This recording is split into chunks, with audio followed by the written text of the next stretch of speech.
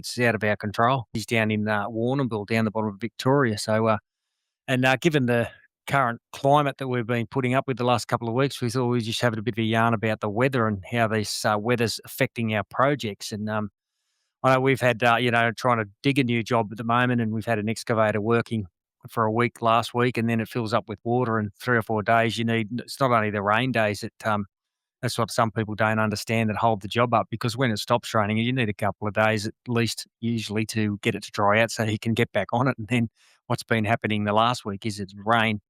The sun will come out for a day and then it'll rain again. So it's sort of, you lose both those days, actually, given the fact that you need it to dry out so you can get in there to do something. So yeah, it can hold things up, and it's an unforeseen sort of hold up. So it's just one of those things we have to deal with. It's out of our control. We can only whinge about it, but that doesn't get us anywhere, does it?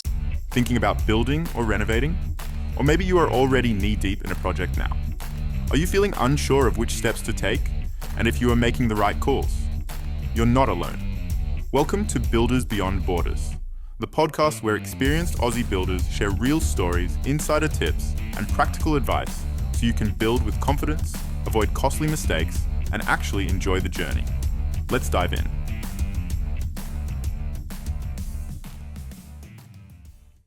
Hey everyone, welcome to Builders Beyond Borders. My name's Paul Kennedy. I'm here from Independent Building Solutions. We're based in Canberra, and I'm here today having a yarn with Matt Auld from Matt Auld Builders. He's down in Warrnambool, down the bottom of Victoria.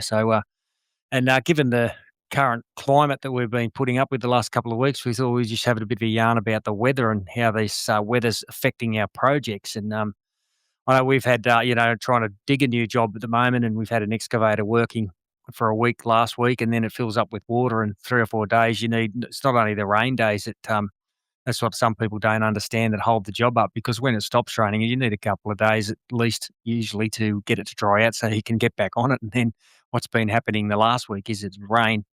The sun will come out for a day and then it'll rain again. So it's sort of, you lose both those days, actually, given the fact that you need it to dry out so you can get in there to do something. So yeah, it can hold things up, and it's an unforeseen sort of hold up. So it's just one of those things we have to deal with. It's out of our control. We can only whinge about it, but that doesn't get us anywhere, does it? So how are you finding it, Matt? I think the weather's been pretty crappy all around the country, so I suppose it's affecting you too at the moment down there. It is, yeah. We've got a couple of projects on the go at the moment, but one of the main ones is a large house. It's facing the Southern Ocean, and it's right on a cliff top. So we're getting battered by the southwesterly and the rain and all that sort of stuff. So we've had a couple of issues there. But yeah, as I said, that's, slab's been down for probably a good 8 or 10 weeks now. We've got frames, trusses. We've got to pitch a certain section of the build just with the rafters and that once we get the engineered design. But today and probably another couple of days we've had in the last 2 weeks have, hampered us a little bit, but it hasn't been too bad. Like today was more, I said to my team member, I just said, look, we'll wait and see what it does in the morning. If it's blowing a gale and pouring rain, we'll pull it then. We've got a couple of inside jobs that we can, we can delegate if that happens, it's a handy part of the business to have, because this one, as I said, is just at frame stage. So you're getting battered and, you're having to put the radio upwind so that you can hear it and all that sort of stuff. So, but it's, they're good little challenges to have. Yeah, it's fortunate having inside work. We've been the same. At least we've had a couple of other jobs where the boys can work where it's inside, it's out of the wind, and it's nice and warm too. So because you get the guys that are just doing new houses all the time, even when it rains, you've got to walk in and outside to get to your gear. You're walking mud in and out of the house. It's just so messy and just so inconvenient, isn't it? Whereas at least with a few little renos in an existing house, you can avoid all those things and get in where it's a bit warmer, get out of the weather, and you're not walking in and out of mud. So we're lucky there. So that's sort of why we can't complain. At least we've got something to do. So what's your like most of your soil classifications there? You know how you were saying when you're doing an excavation and it fills with water. Are you letting that drain away and dry out, or are you having to pump it out? No, it's draining okay. This current job, we've got quite a variety in the Canberra region. We're from one side of town to the other. Like the western side of the western suburbs are all a lot of clay, a lot of that red reactive clay. So it's a Class S soil, and then we've got a lot of M down south. There's a lot of M class soil. It's a bit more granity, so it does drain better. It's like that stuff that's like quicksand when it's wet, and it's rock when it's hard. It's Yeah. the Class S stuff. So yeah, you've got a fair bit of variety around here. But this particular job, yeah, it's the granity sort of stuff, so it drains away fairly well. But it's still hard to walk on, and you can't drive machines or anything on it till it dries out because you just get stuck, get bogged in it. So Yeah, I mm, remember, it reminds me of it's actually one of the reasons why I joined Blackfelt, at the time. One of the first extensions I ever did, we came across, we didn't pick it up at the start when we were quoting it, and it was I don't think even, with my lack of experience, I don't think even an experienced builder would have picked it up.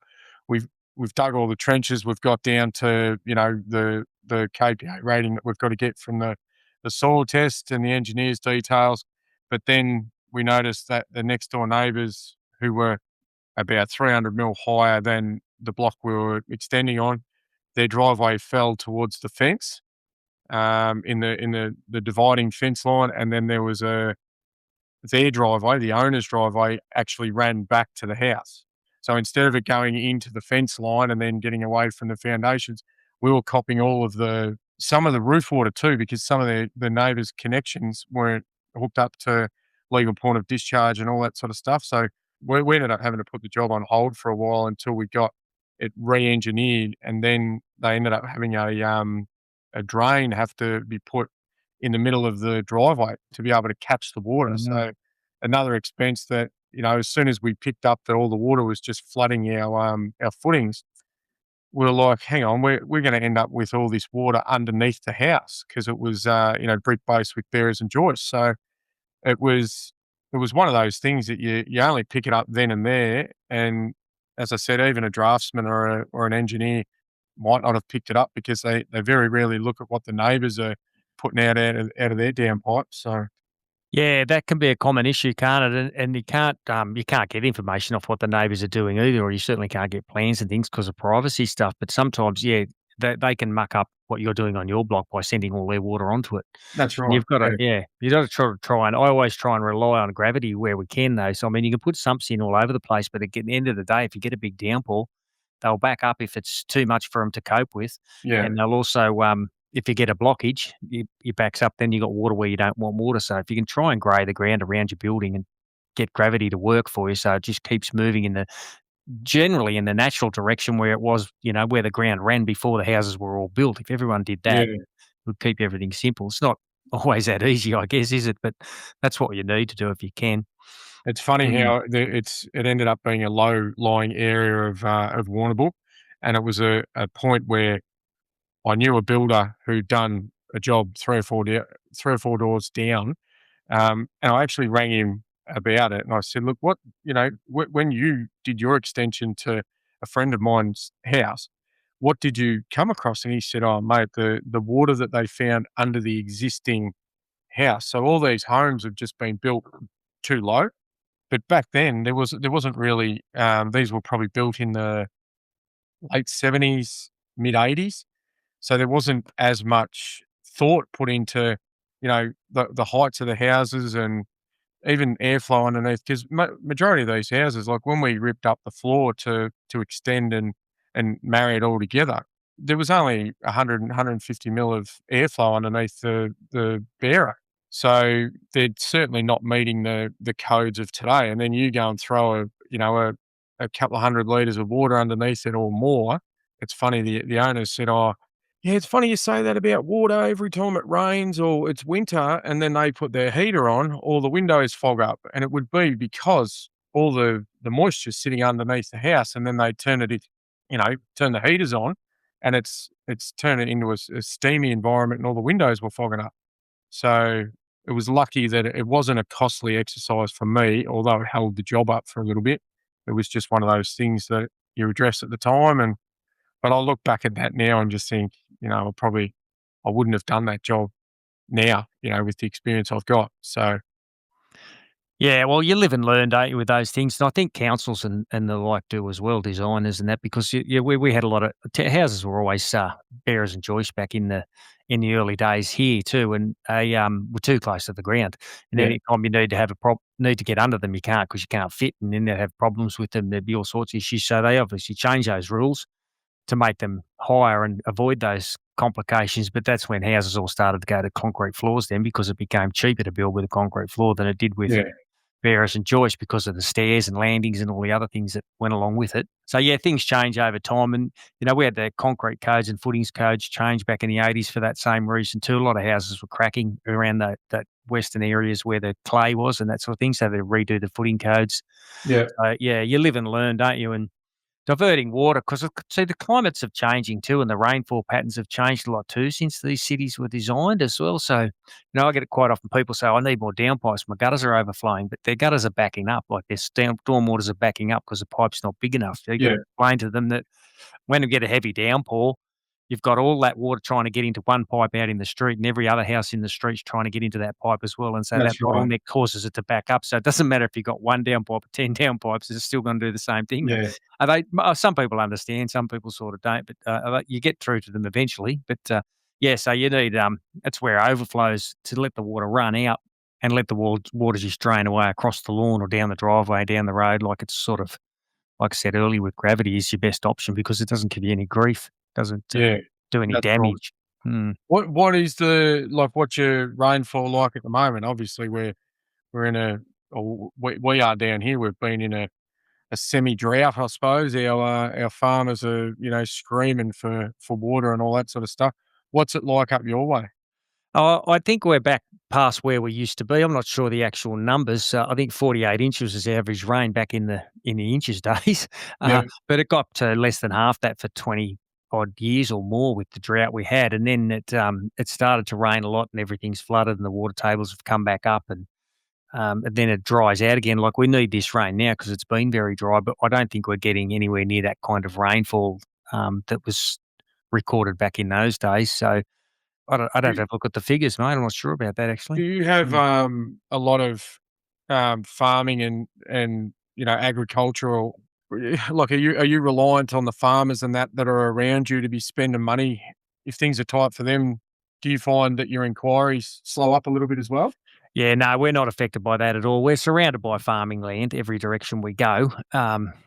There's not a lot of agriculture. There's a little bit, but it's mostly just sheep and cattle and that sort of stuff. It's just, but no, it's a public service town, so government public servants have Yeah, got good income, so they're the ones that create the work for us. There's plenty of them out there, and the banks love them because they've got secure jobs and secure income. So they're the ones we're working for predominantly, yeah. 90% of the time. Yeah. We're the opposite. We've got I think there's 40, with Warrnambool and the surrounding suburbs, that have now joined up to Warrnambool and become what we are.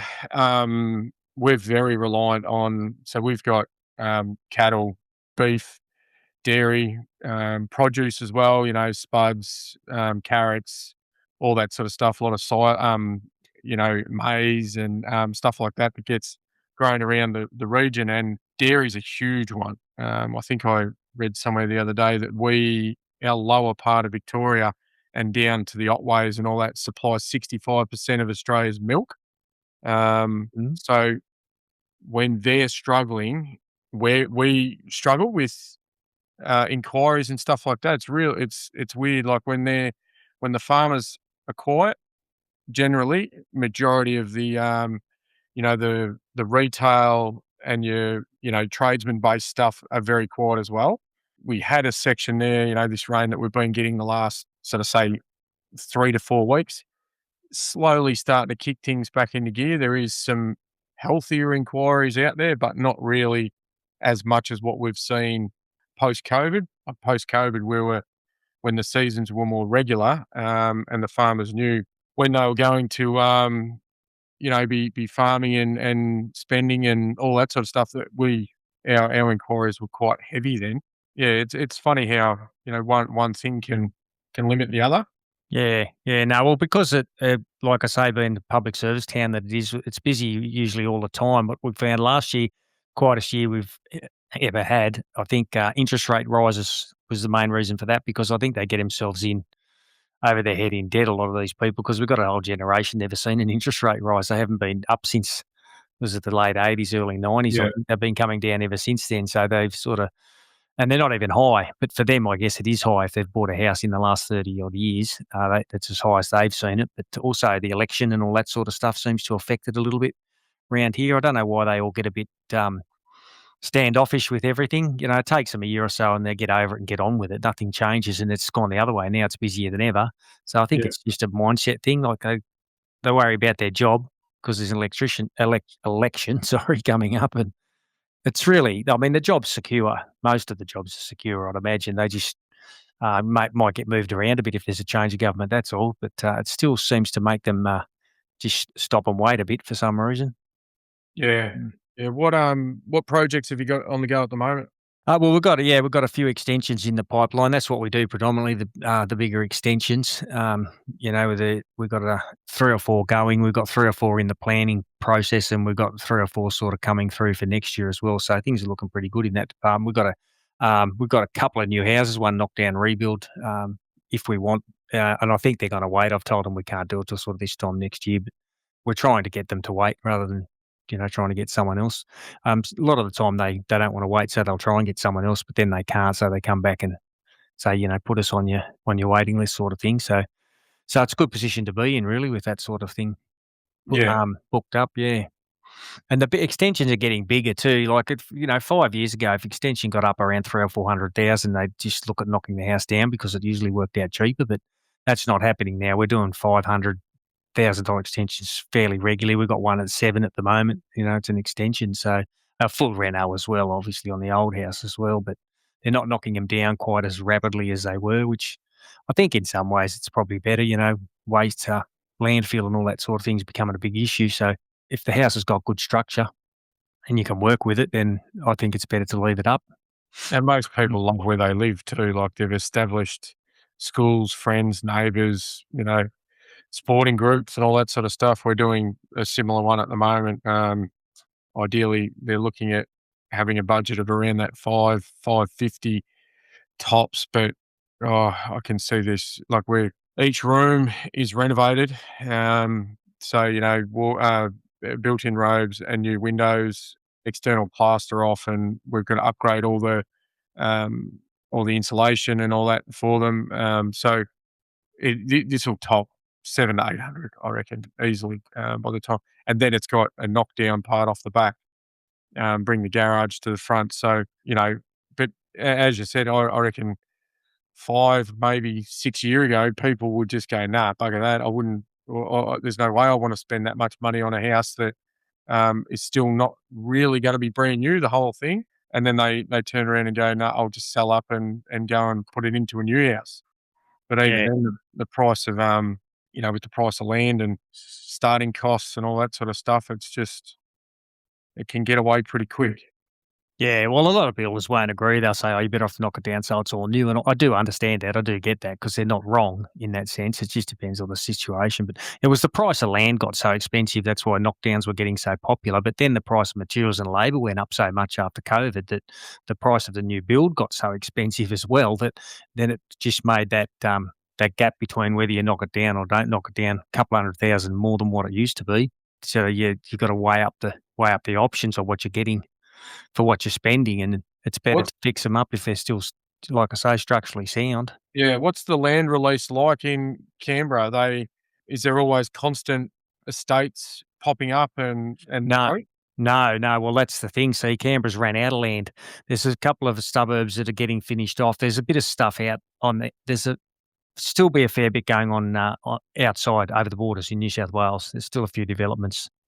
But ACT's sort of got to the stage now where it's sort of full up, so they're going for more medium density and dual occupancy and knockdown rebuilds and all that sort of thing, which is the way it's gonna go now, like the rest of the bigger cities. There's a lot of high-rise apartments and things going up. You know, we never had any of that sort of stuff when I was a kid. It was all 1,000 square metre block was a small block. Yeah, Now, you know, they're 300 square metres is a standard block, 500 square metres is a big block, you know, and there's not yeah, many around. yeah. Well, we're the same. We've still got pretty good growth, but the council seems to be very slow in acting on new estates. I know of one developer that he's just fed up with dealing with the councils because they'll say yes when he does his prelim investigation into whether it can be rezoned from rural into domestic or whatever, but it's just so the process is so slow.